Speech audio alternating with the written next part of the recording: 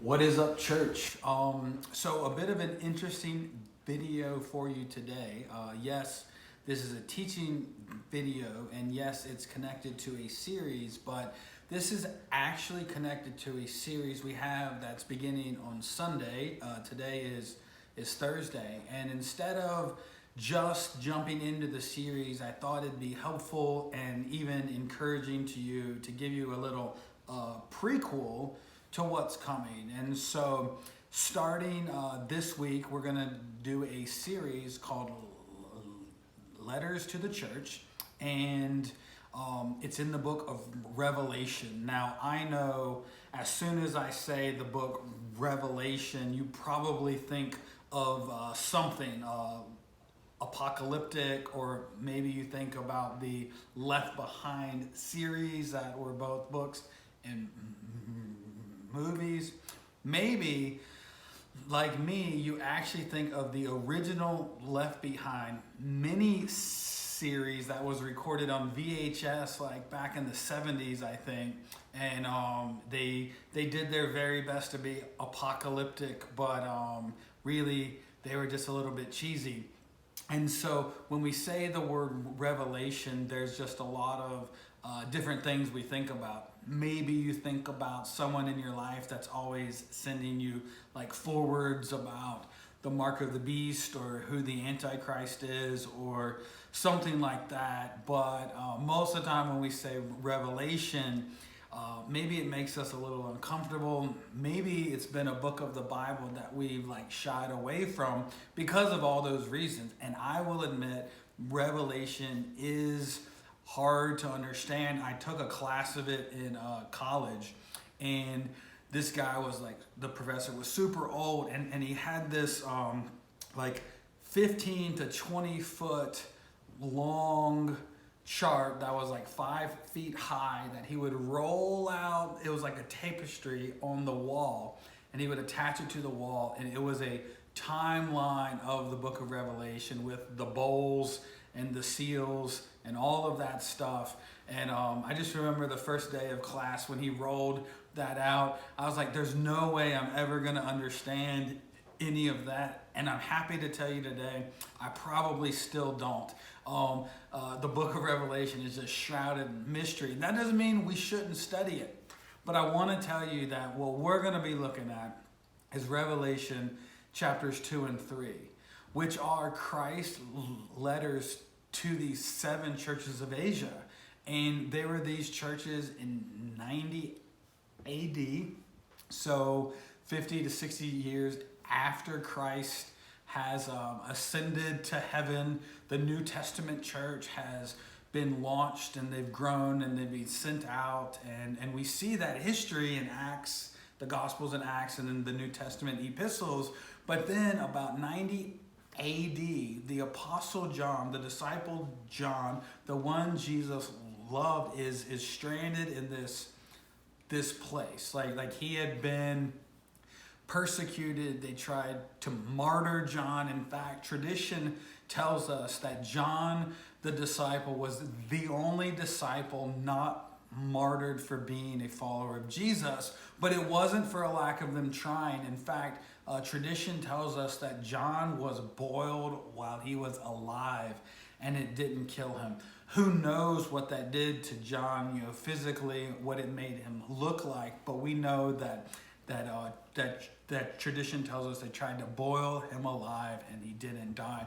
So instead of doing that, they stranded John on this island. It's called Patmos, and where John lived the remainder of his days, probably to silence him, to keep him from spreading the word of Jesus.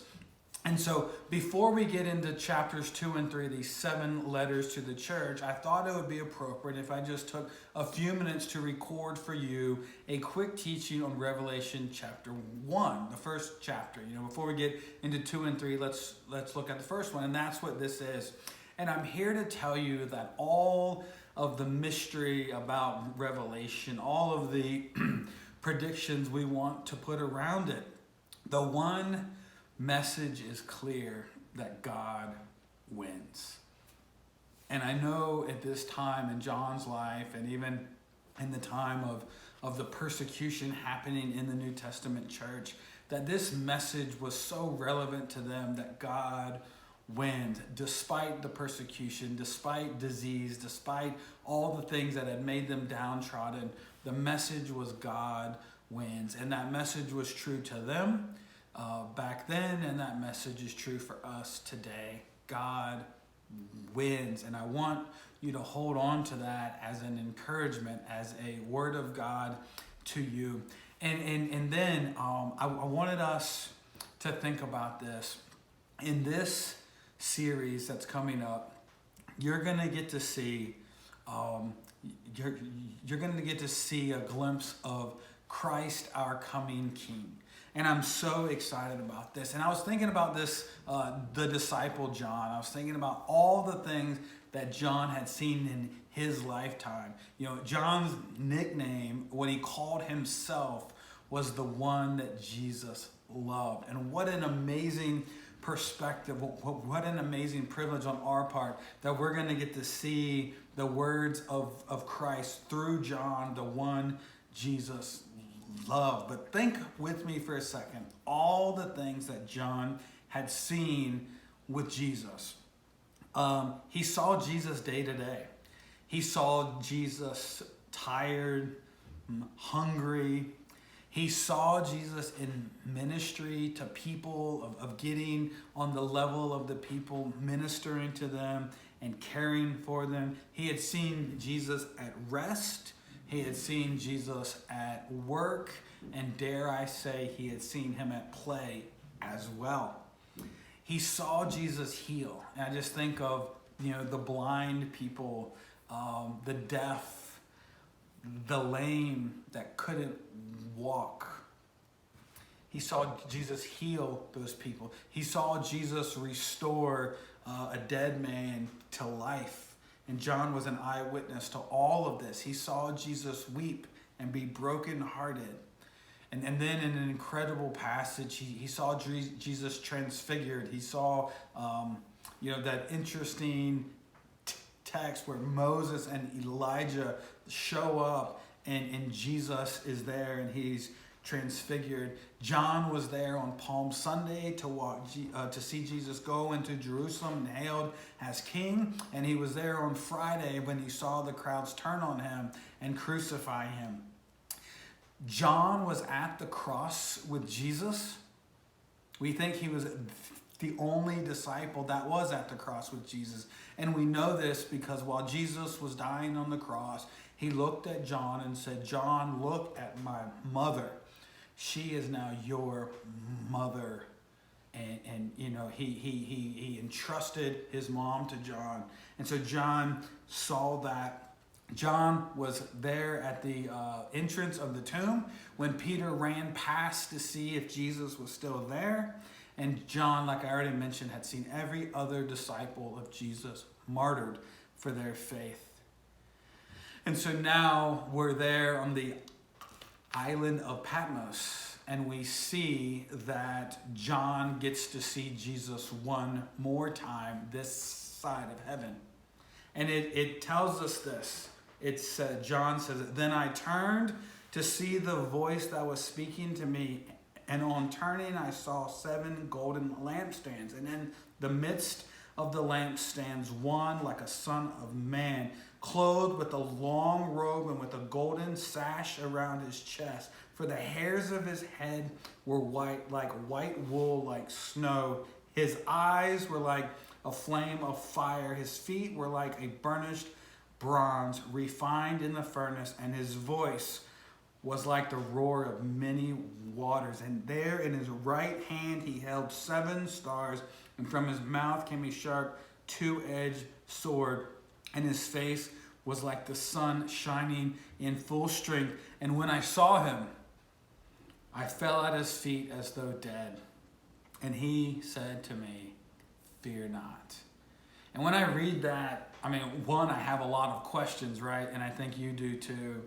But 2, I can just imagine John getting to see this glimpse of this coming King Jesus on the throne that is rightfully his. And I am so excited for us to get to look at a church, one, at Jesus's letters to these churches. And I think it's going to be relevant for us today to hear his commendations, to hear his warnings. But in each of the beginning of this text are a word about Christ. And let me ask you, when is the last time that you saw Jesus? And let's be real, it might be 30 years ago when you first gave your life to him. It might be 10 years ago at that retreat you went on. It might feel right now in your life that you haven't seen Jesus in forever. And I'm hoping that that changes, that the next time you're asked that question, when is the last time you've seen Jesus, you can say, I saw him this morning when I was in my time of prayer. I saw him the other day when I was interacting with the community and serving with them. I saw Jesus at work in my kids' life, in my life, in my wife's life, husband's life.